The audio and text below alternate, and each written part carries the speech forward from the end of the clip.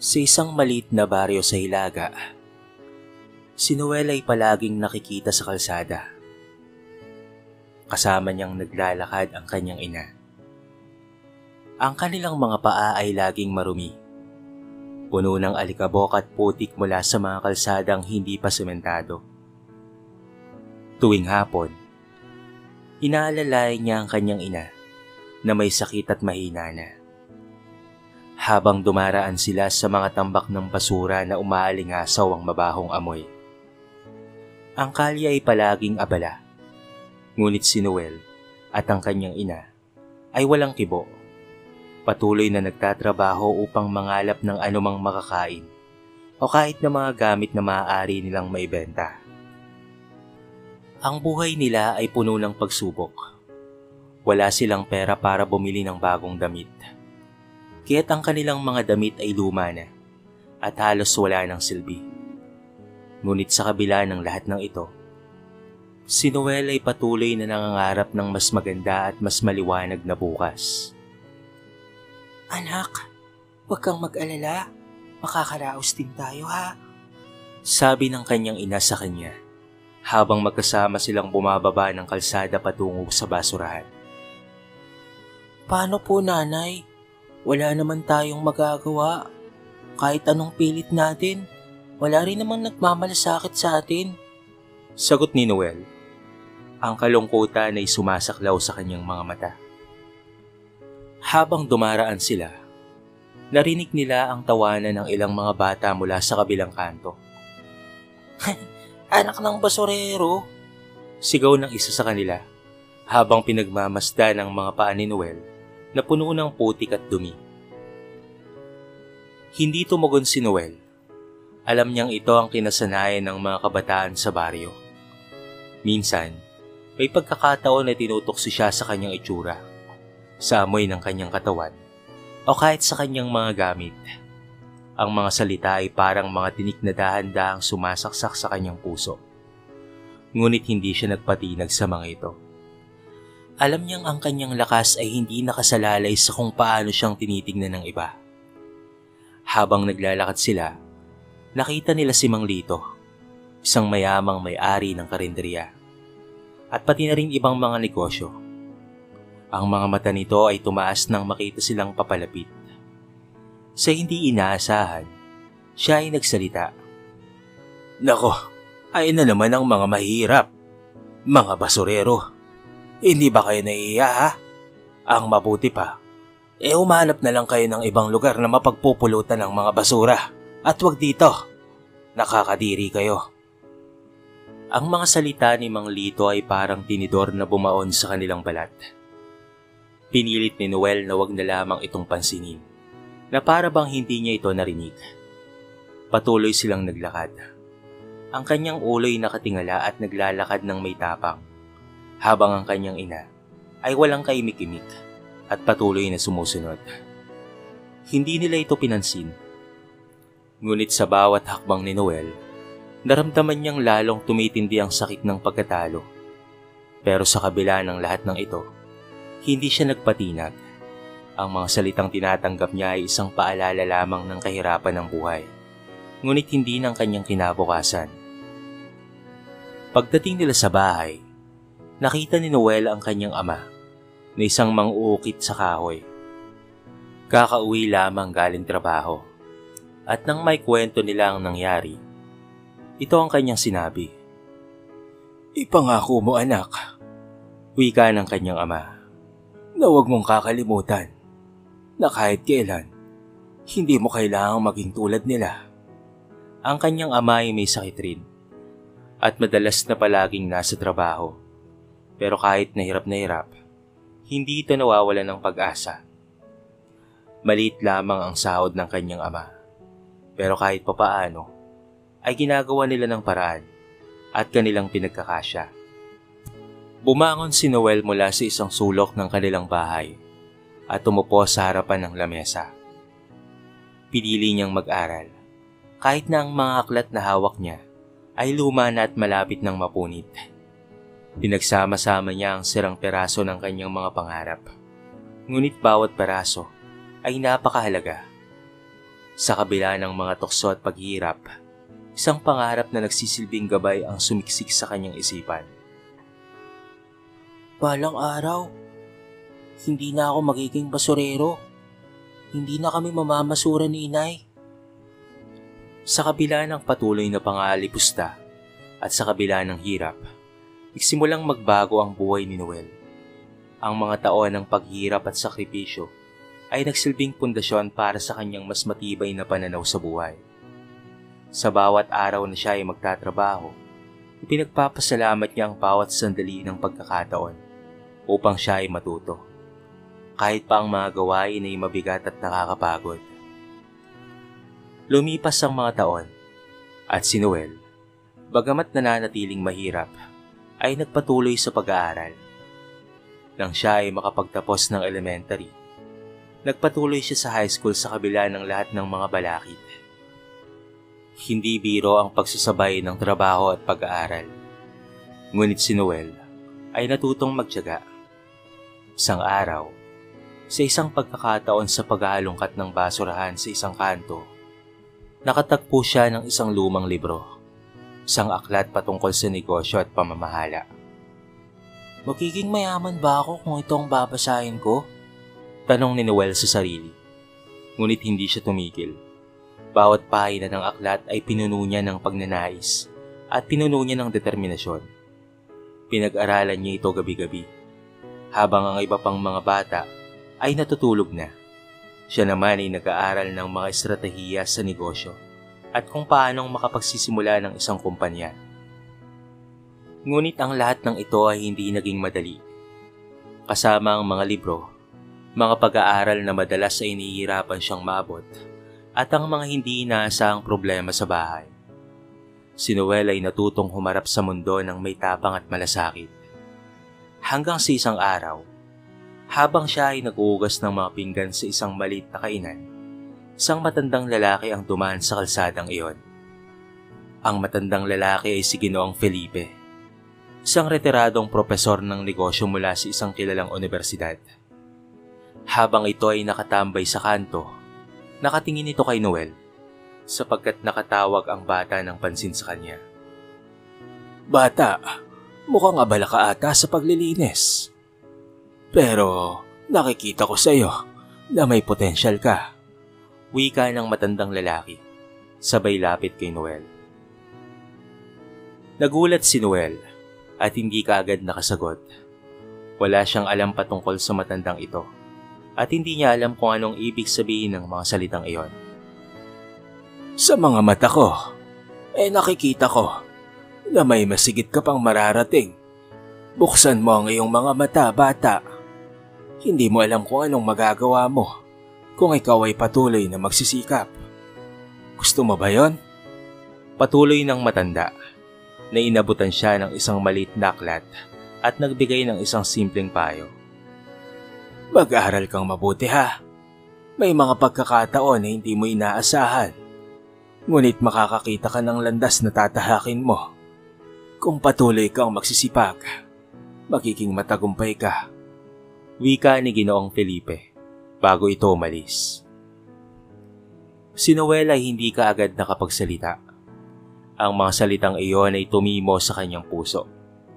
Sa mga sumunod na linggo, hindi na siya tumigil sa pag-aaral. Pinagtuunan niya ng pansin ang mga bagay na natutunan niya mula sa mga libro at aklat na binabasa niya. Iniisip niyang ang mga pangarap ay hindi basta-bastang natutupad kung hindi ito ay pinaghihirapan. Dito nagsimulang magsikap si Noel upang makamit ang tunay na tagumpay. Habang lumilipas ang panahon, nagbago si Noel. Ang dating minamaliit ay ngayon ay mas matatag.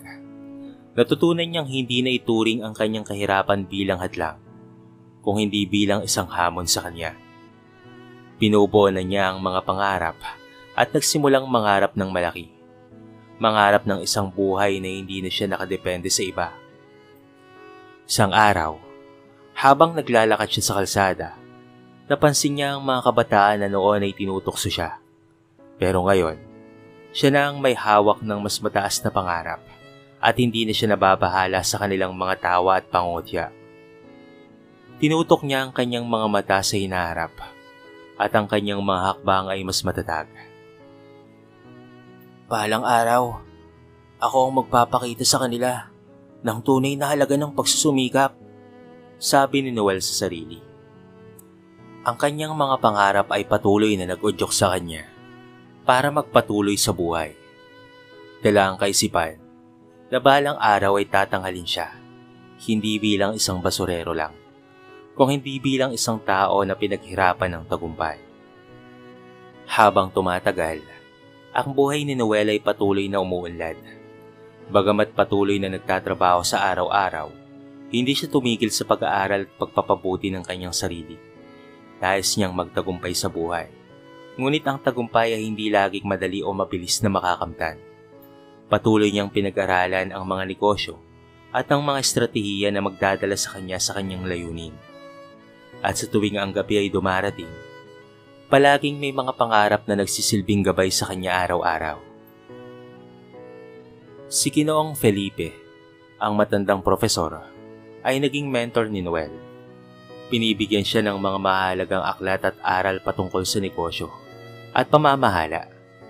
Ipinakita ng matandang lalaki sa kanya kung paanong bumangon mula sa mga pagkatalo at mga hadlang at kung paanong itaguyod ang negosyo sa isang mundo na puno ng hamon. Ang mga gabay na ito ay nagsilbing ilaw sa madilim na landas na tinatahak niya. Ngunit sa kabila ng lahat ng tagumpay at mga natutunang leksyon, ay isang bahagi ng puso ni Noel na hindi kayang punuan ng kahit na ano pa mang tagumpay. May mga pagkakataong puno siya ng lungkot at sakit.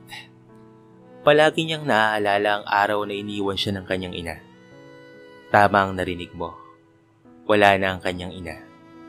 Ang alaala ng kanyang ina na halos lahat ng kanyang sakripisyo ay itinaguyod para sa kanya ay palaging nananatili sa kanyang isipan.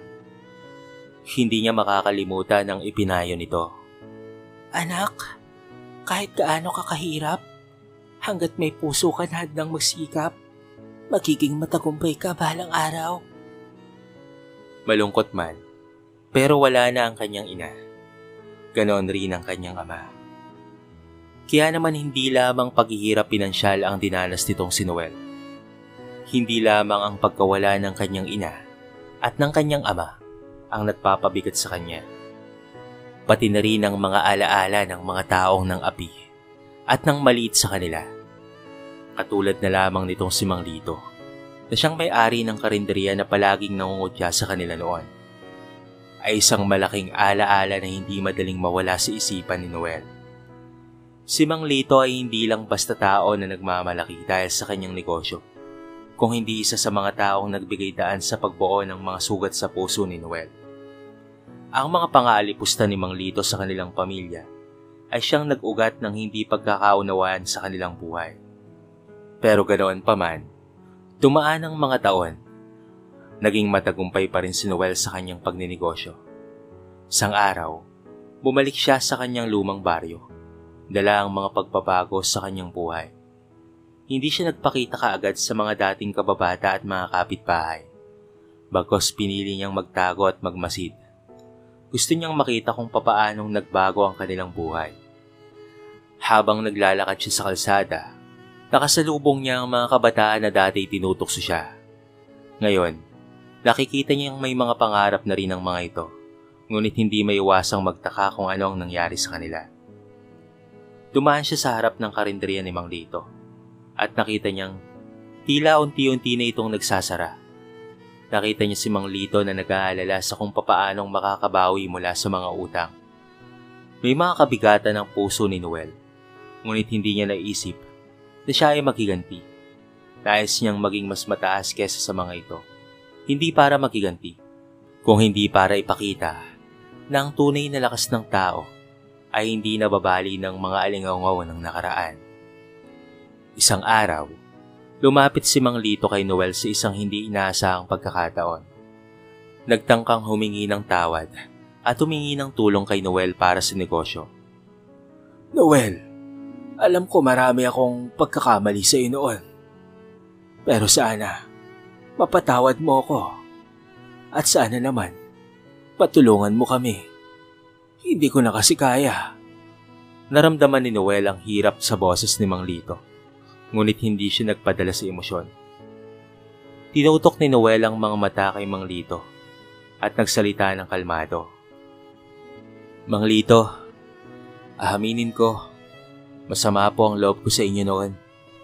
Yung mga panahon na minamalit nyo kami ng pamilya ko. At yung mga panahon na palagi nyo kaming itinataboy. Kahit wala naman kaming ginagawang masama sa inyo. Pero wala na po yun. Ang mahalaga ay may natutunan ako sa buhay. Ang bawat pagkatalo at pangalipusta ay nagturo sa akin ng kahalagahan ng pagiging mabuti at ng pagpapatawad. Nakatayo si Mang Lito, ngunit walang imik. Alam niyang ang mga salitang binitawan ni Noel ay may malalim na ibig sabihin. Hindi ito patungkol sa pera o negosyo. Ito ay patungkol sa pag-angat at paglago ng isang tao mula sa kanyang mga kahinaan. Nasa gitna ng pangarap at pag-asa si Noel. Alam niyang ang tagumpay ay hindi lamang nasusukat sa material na bagay. Ang tunay na halaga ng buhay ay nasusukat sa kung papaano tayong bumangon mula sa mga pagsubok at kung papaano nating tinatanggap ang mga pagkatalo upang magpatuloy na buuin ang ating mga pangarap. Pero Mang Lito, pasensya na po at hindi ko kayo matutulungan. Sana po, kapag nakalis na kayo sa sitwasyon yung yan, sana wag na kayo ulit mamalit ng ibang tao. Sana ay wag niyong gawin sa iba ang ginawa niyo sa amin noon. Hindi porket ganoon lang ang hanap buhay, ay may karapatan na kayong mangmalit ng kapwa. Sad ni Noel. Sa totoo lang ay sinusubukan lang rin naman niya kung ano ang magiging reaksyon ni Mang Lito. Dahil balak niya rin naman talaga itong tulungan. Pero nagulat siya nang magalit ito. Wala kang kwenta, Noel. Kahit pa umasenso ka na sa buhay, ay hindi mo pa rin maalis sa dugo mo ang pagiging mong mahirap at pagiging amoy basura mo. Sa paningin ko, basura ka pa rin. Wala kang kwenta. Kung ayaw mong tumulong, di wag. Napangiti na lamang si Noel. Wala pa rin talaga kayong pinagbago. Pagkatapos niyang sabihin yon, ay umalis na nga siya. Nagpatuloy si Noel sa pagpapatakbo ng kanyang iba't ibang negosyo. Sa tulong na rin noon ni Ginoong Felipe, ay nakatapos siya ng pag-aaral. Pero ganoon pa man, ay hindi ito humingi ng kahit na anong kapalit sa kanya. Para bang naging pangalawang magulang ito ni Noel, matapos pumanaw ng kanyang mga magulang. Samantala, hindi tumigil si Noel na tumulong sa mga batang nasa lansangan na katulad niya noon na nangangalakal. Marami siyang mga batang pinag-aaral at tumutulong rin siya sa mga charities. Wala man na ang kanyang mga magulang, pero alam niya sa kanyang sarili na masaya ang mga ito sa mga kabutihang ginagawa niya sa mga tao, lalo na sa mga batang walang-wala. Nakapundar nga si Noel ng malalaking lupa na ginagawa niyang taniman ng mga gulay at sakahan. Na mula doon, maraming tao siyang natutulungan na magkaroon ng trabaho. Nakapagpatayo na rin siya ng sarili niyang bahay at nakabili ng pangarap na sasakyan. Samantala ang mayabang na si Mang Lito naman, nabalitaan na lamang niya na tuluyan ng nalugi ang mga negosyo nito at nawala na ng tirahan. Nilamon na nga ito ng kanyang sariling kayabangan at tuluyan na ngang nasiraan ng bait. At ngayon ang sabi-sabi ay pag-alagala na lamang raw ito sa lansangan. Pero sino nga bang mag-aakala na ang dating basurero lang noon, minamaliit at pinagtatawanan ng iba, ay isang taong tinitingala na ngayon, hinahangaan at ginagawang inspirasyon ng mga kabataan. Tunay nga na walang imposible sa Diyos. Kahit pa nasa pinakamababang bahagi ka ng iyong buhay, kung ikaw ay magtitiwala sa Kanya, bibigyan ka niya ng lakas, karunungan, at maging kaalaman para makaahon sa hirap o sitwasyon na pinagdaraanan mo ngayon. Dito na po nagtatapos ang ating maiksing kwento sa araw na ito. Sana po ay nagustuhan nyo. Kayo mga kabarangay, ano ang masasabi nyo sa ating kwento? I-comment nyo naman sa baba ang inyong mga reaksyon at babasahin natin ang lahat ng yan. I-comment nyo na rin kung taga saan kayo para naman malaman ko kung hanggang saan nakarating ang video na ito. Kung bago ka pa lamang sa ating channel, baka naman pwedeng pakihit ang subscribe button at bell notification button para palagi kang updated sa mga bago nating upload na katulad ito. So paano mga kabarangay? Hanggang sa muli, thank you so much and peace out.